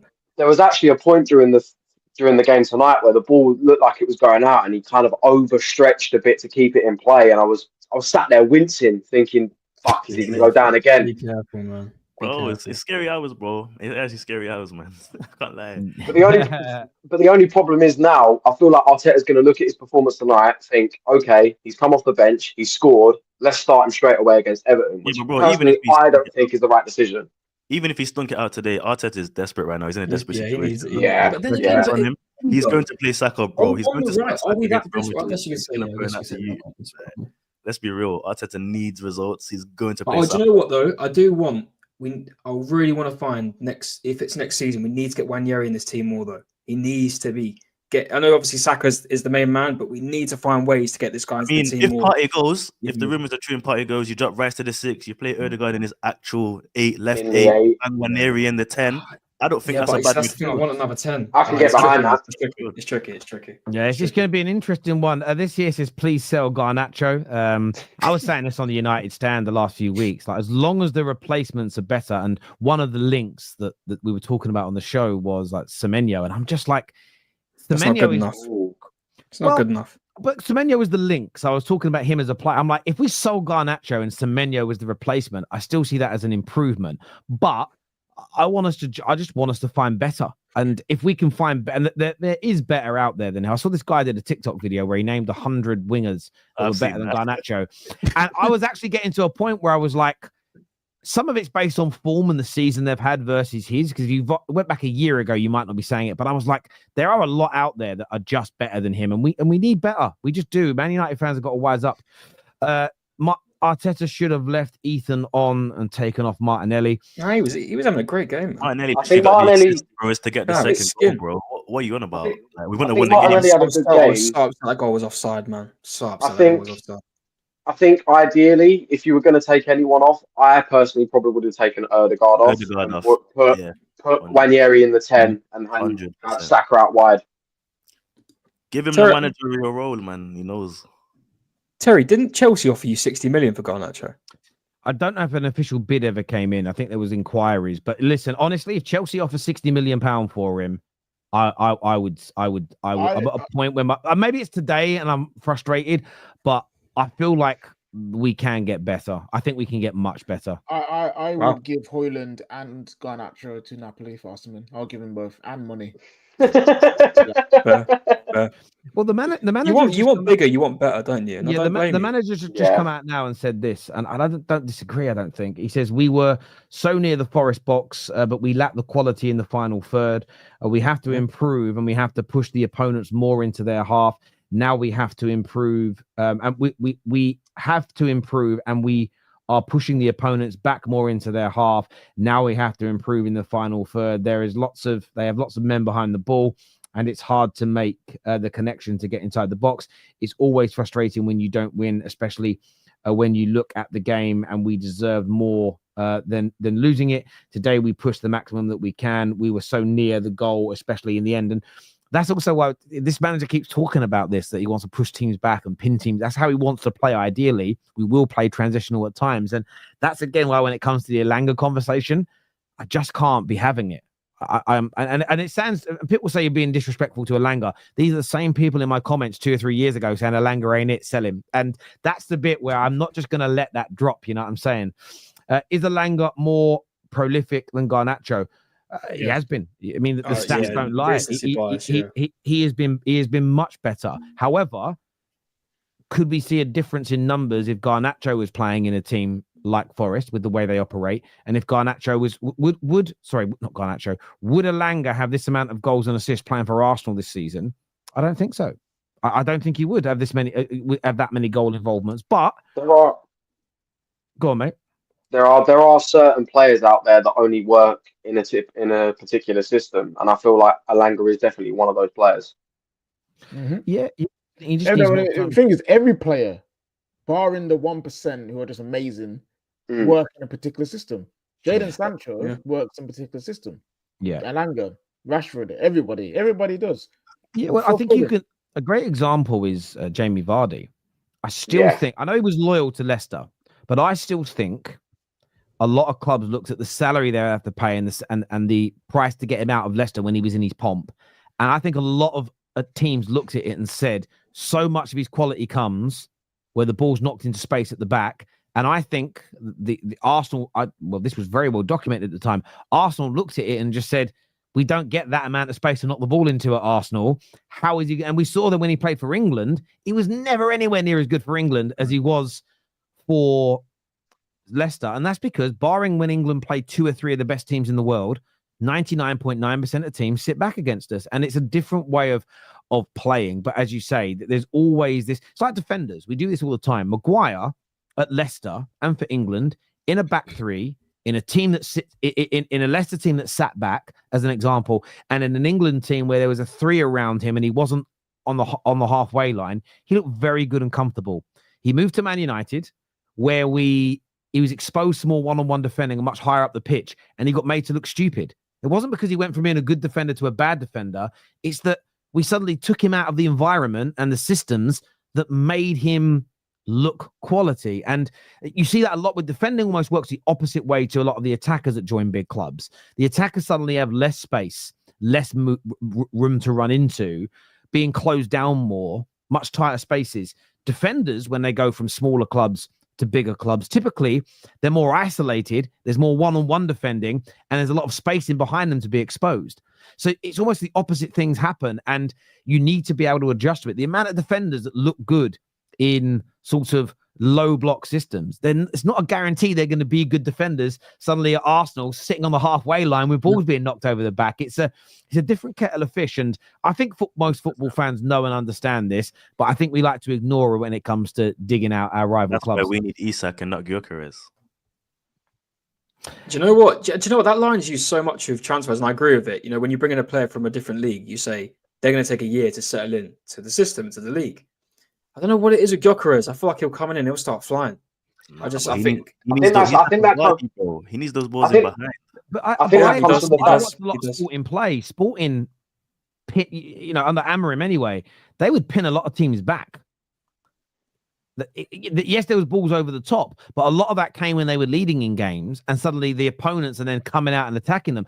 I saw him play a lot of games because obviously when we were linked to Amorim and we were linked to you, I started watching more of their games, and it wasn't as though every team was just sitting on the halfway line and letting the ball be knocked over the top, if that made sense. That happened, like the City game, that happened as an example.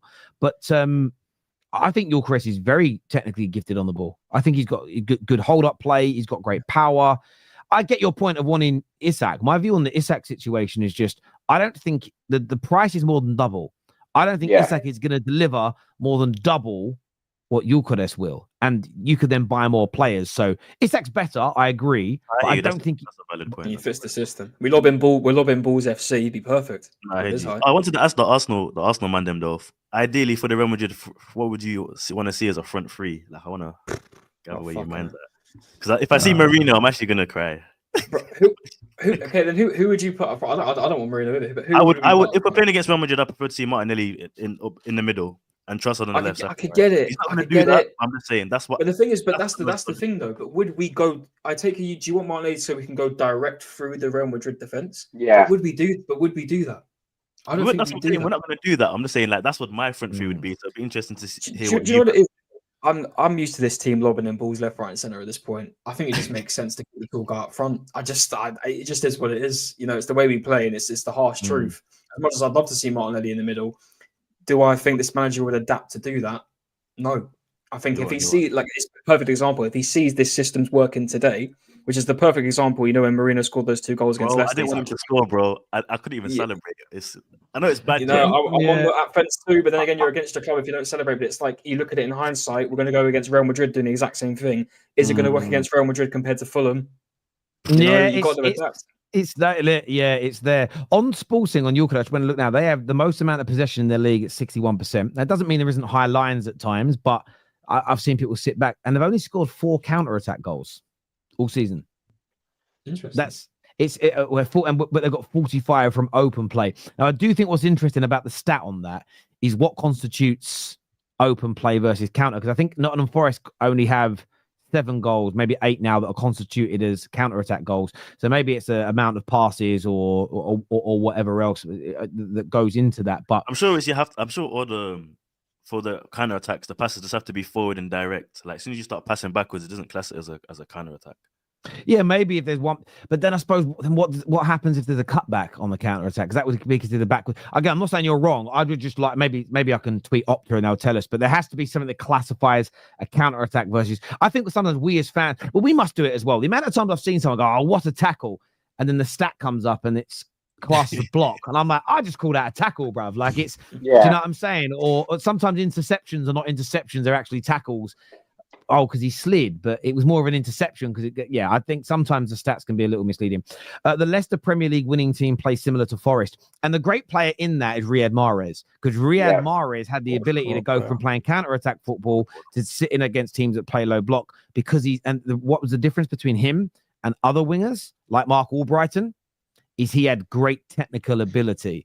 So when it comes to this Elanga conversation, same as Rashford's killing it now he's gone. Anthony's killing it now he's gone. It's because they're in teams that are suiting the way they play a lot more. Why do a lot of our players don't suit Man United? Because we have never stuck to a footballing philosophy for more than 18 months to 2 years and built a squad that is suited to that way of playing. So you're a Frankenstein squad. It's a mixed match and we're imbalanced. And this is the bit that frustrates me. Our fans are not patient enough to enable a squad to be fully built. Because the irony is this, right?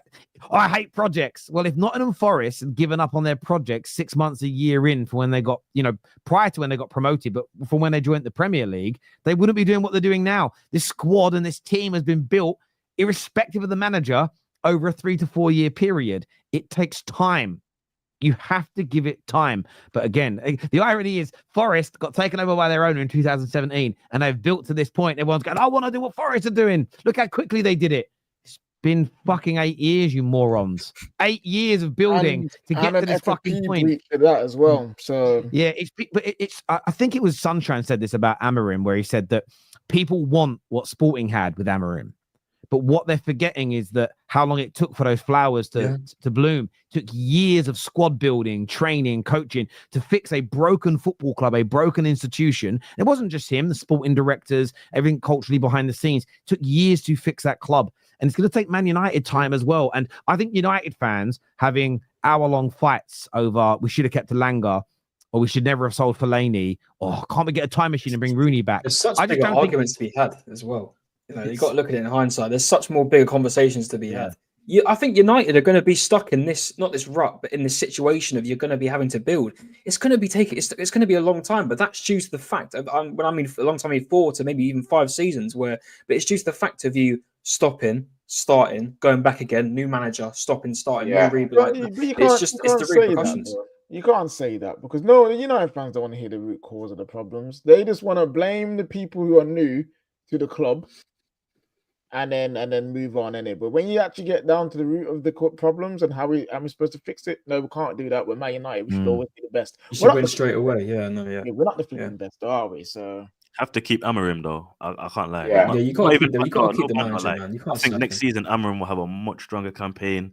Comes in fresh. I think United will easily get top 6 next season. Easily. Yeah, maybe look, it's going to take time to get back to the top, and I think the problem is there's a lot of people that still live in this world of sign a few good players, bring in a top coach, and we'll be fixed. And they ignore. If you look at forget the teams that have been at the top for years now, Real Madrid, Bayern Munich, etc., because their rebuilds are on this department of their squad, or a new manager comes in, but they pick up the mantle from where the previous person left off. What you have to start looking at, and Forest are a great example, where they are now is getting a lot of praise, but there are, and I'm sorry to sound so harsh, but and I think it stems from the media, the ignoramuses that are like, it's because Nuno, man, look what Nuno's done. Nuno's done a fantastic job coaching them and improve them. I'm a big fan of Nuno. I really, really rate the guy. But he didn't take over at the beginning when the club had problems, when the new ownership came in and built to this point. It has been an 8-year journey to get to this point. And they started building this squad and spending this money years ago under Cooper, and they have continued along that path. Of course, there'll be adaptations, and that signing didn't work, and this one has, and they brought some people in. And like Chris Wood as an example, I mean, he's just hit levels that nobody expected. But I remember when they bought Gibbs White, and I questioned 50 million for Gibbs White.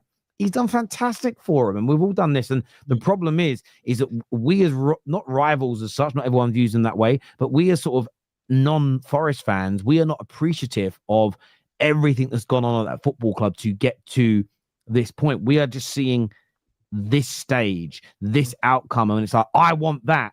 The problem is, it's like looking at a bloke in the gym who's got in really great shape, and you're like, I want to get like that. The problem is, we're day one in the gym, we're overweight, we're unfit. You cannot get to that in a month, 6 weeks, 8 weeks. It's going to take, that guy looks that way because it's been 8 years of 4, 5, 6 times a week training, barely eating fat, not eating crisps and chocolate, not drinking alcohol on a regular basis. If you really want to look that way, you've got to go through I've got to say it, you've got to go through that same process. The problem is everybody wants to cut a corner and they want to get back to the pinnacle quickly. The issue is, and I've been asking for this now for 5 years, show me the examples of where that's happened in any sport, where a team sport, that is, a club, a team that has fallen off for many years, is broken, is in ruins, and in a competitive league has got back to the top within a year, within 2. And even Forest have made mistakes. I still think a mistake they made in their first year when they came up, I know some of it was forced because a lot of players left.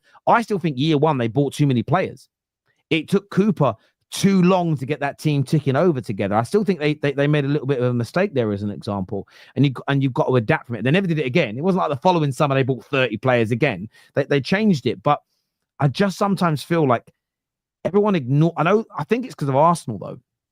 And I don't mean this to dig at Arsenal Football Club. I feel people of the word process or phases, or just give this project time. I feel like they've all become dirty words because of the way people feel about Arsenal, the Arteta conversations. The problem is, in reality, these things really do exist. Yeah. They really, to build a club up from, just speak to Ipswich fans. I know they're going to get relegated this year, but go back and look at where they were 2 or 3 years ago and what the new owners have done, the money they've invested, and what they've implemented at board level, at academy level, the infrastructure of that club. They didn't just get promoted to the Premier League because McKenna came in. That's just such an oversimplification of how Ipswich got back to the Premier League. And to sustain themselves as a Premier League team, they may need to go up and down 2 or 3 times. And keep building. Sorry, go ahead. You know what's funny as well? People would mention, look at Elanga. Well, look what he's doing away from Man United. Look at Semenyo. Look how good he is. Look at Morgan Gibbs-White. Look at all these different players playing for the non-top 6 clubs. But then when we say, okay, Man United should sign him, then no, it's not good enough. Con did it with Semenyo. I'm not saying just because you think Semenyo is crap or anything, but it's like, well, Man United were below these teams. How do we get better? Let's poach some of their players. No, they're not good enough. Who are we supposed to get then? Because we get linked to big names. Oh, we can't get those. We get linked to mid-table team players who are looking good. Oh no, you can't get those. They're not good enough. You get linked to the team, the upcoming talents in the championship. No, you just ruin their development. You just ruin them. But that's the thing. I get that from rivals. I do understand it. You're kind of meant to do it. The problem is it's impossible to have with some people constructive conversations. Like Joe saying I'm chatting bollocks. That's because, Joe, what you're doing is you are connecting trust the process with trusting a singular manager. Yeah. And that isn't what I've said at all. Only a low IQ person would think that's what I was saying. What I have, the process doesn't mean specifically the manager you must trust. I'm just stating that whatever your club is trying to build, and not everything has a name, by the way. You get a lot of this now, don't you? What's your style of football? And I was saying earlier to LB, not every brand of football has got a buzzword or a phrase attached to it. Jurgen Klopp had the Gurgen press. So you could just say, well, he plays so-and-so and does the Gurgen press, and people will go, oh, it's a style. Pep's original system, because it had the word tiki-taka connected to it. Oh, it's a tiki-taka system. If there isn't a word association to the way you play, people kind of disregard it as there being a style of play. So you don't need to be able to name it per se, but what I'm talking about when I say trust a process is you need to pick a way of playing, and you need to build a 23-man squad, and you need to have youth players on the way up who all play a similar style, that are similar profiles within the said sections of the team: defense, attack, goalkeeper, etc. You build that team, and you build a way of playing, and then you hire head coaches, and you can change them every 2 years, every 3 years, every 5 years. It doesn't really matter, but they all come in and take off where the previous person left off. And I said that about Arsenal. I think if they pick a manager, as long as it's someone that looks at the squad you've got and says that's what I can work with, give me 2 or 3 or 4 new players. All managers do that every summer.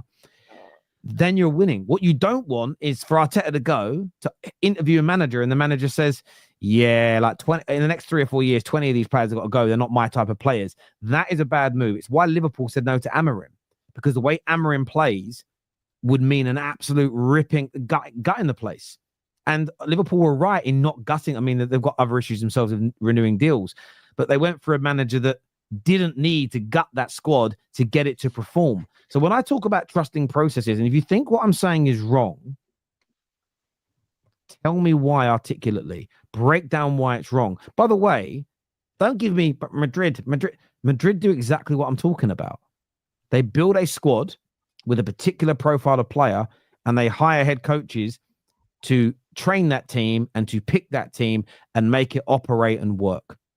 It's exactly what they do. Now, what Real Madrid don't have is a name association to where they play. Madrid's style of football isn't famous like Barca's or Ajax's as a case in point. And I don't know if Bayern Munich's is. I've never heard a word association to it. But at the same time, all those clubs that you will hold up as the pinnacle of they maintain success, they maintain the standards, it's because they have a process they trust, which isn't connected to Ancelotti, isn't connected to the manager. It is connected to how they operate as a football club. And you know, in recent years, we saw Barcelona abandon that. And they went off the boil, didn't they? And then they brought back into the club Jordi Cruyff, that used to play for Man United, and him and a group of people very quickly realigned Barcelona. And very quickly, they turned around the problem they had. The difference was they didn't sink and sit in a hole for 12 years, 20 years, 25, 30 years, which is then a harder mess to fix. They turned it around quickly. So it's only because of how people feel about Arteta and the word process and Arteta that they disregard the fact that all these great teams that you say Man United have got to act like, well, we've got to implement a system and a style and a structure like they have first. Otherwise, we can't operate like them. And ignoring that is for me one of the key, most fundamental problems when it comes to the discourse around how clubs should operate in modern day football. Everybody hates it because they think saying trust the process means stick with their manager through thick and thin, no matter what he does or doesn't win. And that, for me, that's the biggest problem with that conversation. It's why Conor, I've mentioned Conor loads of times on streams in the last year, the only Arsenal fan who I think's opinion on sacking Arteta holds water, because he's brave enough and strong enough as a man to admit that his approach may also lead to it not working, because a new guy could come in and maybe not be as good a coach, but he's willing to risk it.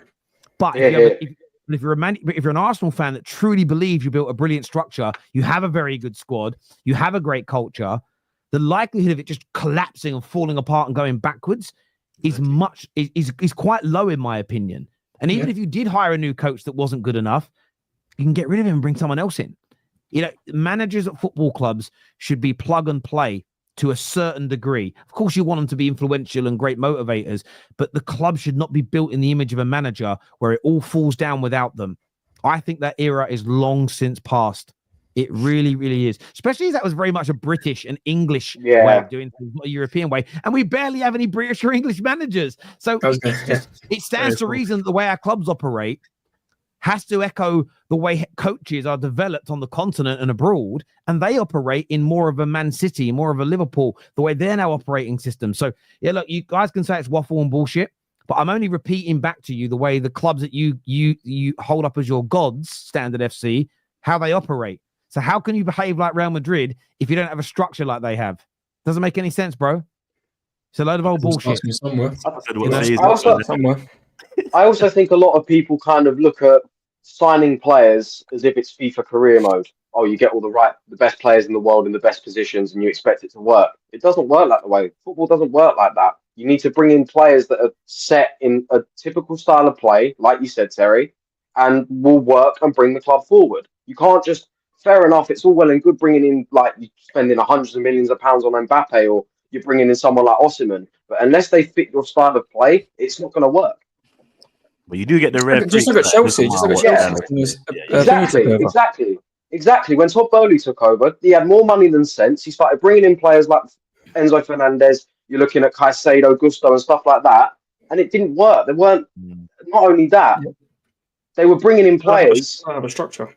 They were bringing in players all the time, and I feel like that's why Pochettino kind of struggled because they were just bringing in shitloads of players, and he was like, right, I've got to make sure these guys fit into the system, and then completely forgetting about the rest of the players in the squad. The thing is here, Decay says that Madrid don't have a structure. They have Perez and the manager. Will you just name their structure, my G? And then what Perez has underneath him, he has scouts and negotiators. And what Madrid have a very good advantage over, and they've earned this advantage, is they have the ability to go out and sign the very best players in the world. And that is typically the way their model works. And even though they've never built another squad that you could argue they did build another Galacticos when you look at the Bale and Ronaldo, Benzema team. I mean, that had superstars in it from left, right, and center. But that's how they operate. It's let's go out. We need a new midfielder. We're going to look to buy the best in the world. We need a new striker. Let's go out and try and get the best in the world. Then they try and add the best coach in the world to it. It's very hard for everybody else to echo.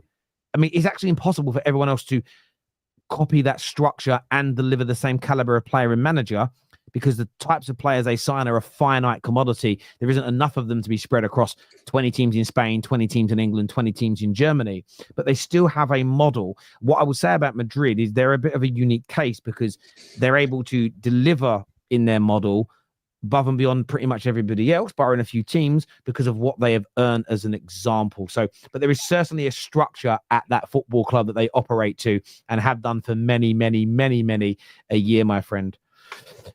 So why does United 19 positions of directors such as Chelsea structure doesn't have to be complicated? Sorry, yeah, I'm just saying, don't focus so much. The board of directors is very, very different, and I'm sure that we have directors and we have people that have roles that are in charge of the sponsorships and the commerciality of the club. I'm sure Perez isn't doing every single one of those jobs doing this. I'm sure Perez isn't doing all the commercial deals, the commercial negotiations, the sponsorship relationships, the agents relationships. I'm sure he isn't on the training ground every day. I'm sure he's not scouting. I'm sure he isn't doing the transfer negotiations. He has a team of people around him. Now, the name of those roles or the positions within the structure may be different, but of course, there is still a structure of people that operate in the underbelly of Real Madrid. It isn't just Ancelotti and Perez running the football club. I refuse to believe that's true. Now, they may have different names and job titles, but they still have that structure in place. And I don't think it matters whether Berta at Arsenal is called the sporting director, the director of football. You know what I mean? He could be called the fucking Grand Wizard of Arsenal for all it matters. The job that he does is the most essential part, my friend. But to say that Real Madrid don't have a structure, do not have a club philosophy and process about how they operate and how they buy players and the balance they want in their squad, I think is a complete lie, my friend. I really do think it is. And also, Man United had a similar structure a few years ago with Ed Woodward and whatever manager was there.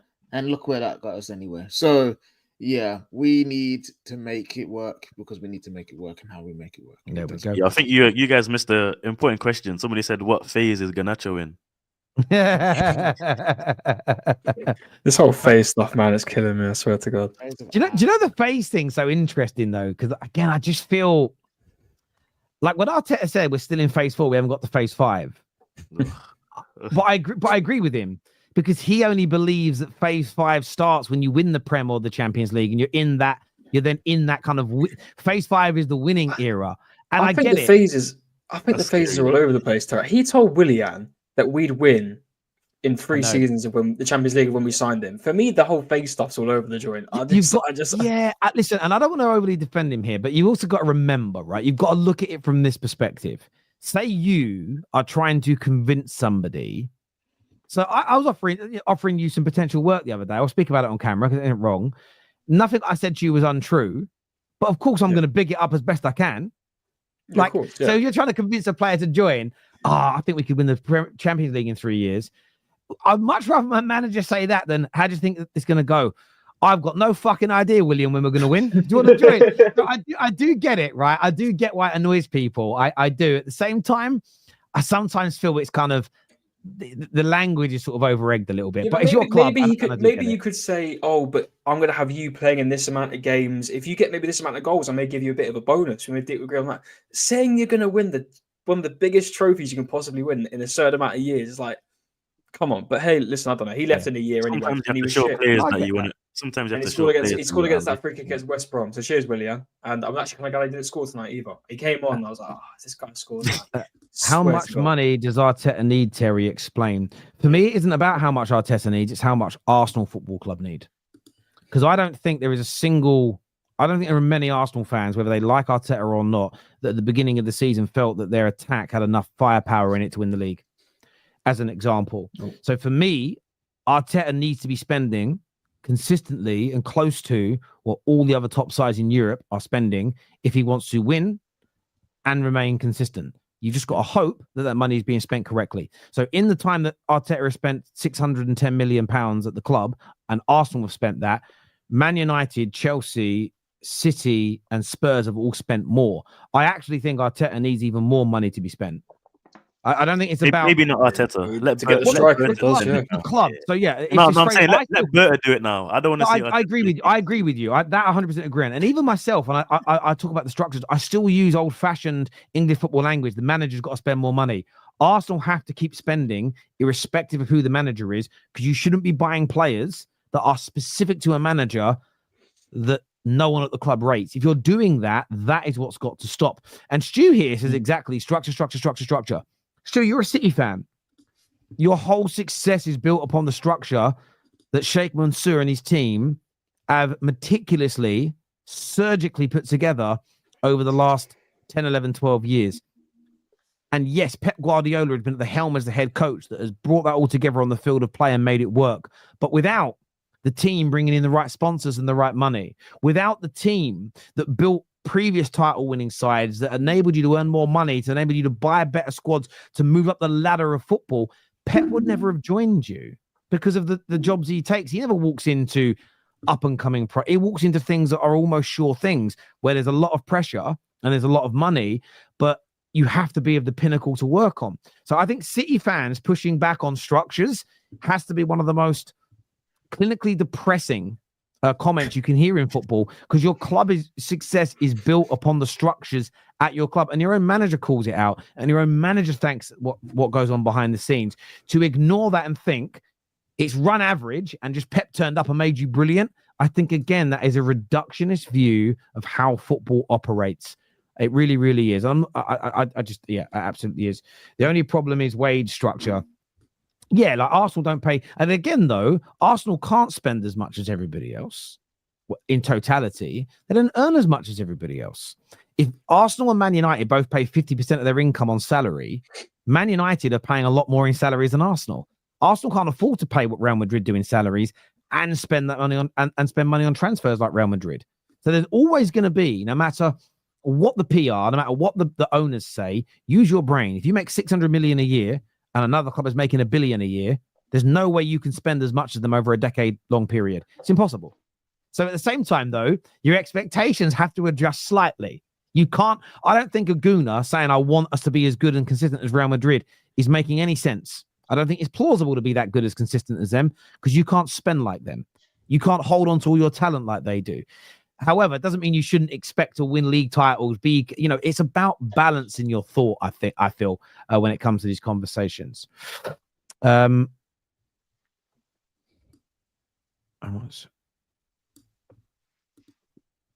there we go. Right, listen, I want to say a big thank you to each and every single person that's tuned in. Thank you very much indeed. Great show. I didn't expect us to be live for this long, but there we go. Thank you all. I appreciate the panel tonight and everyone else who's tuned in. This is going to redirect you to MHF, so go and support. Is it MHF or is it Judge Mo?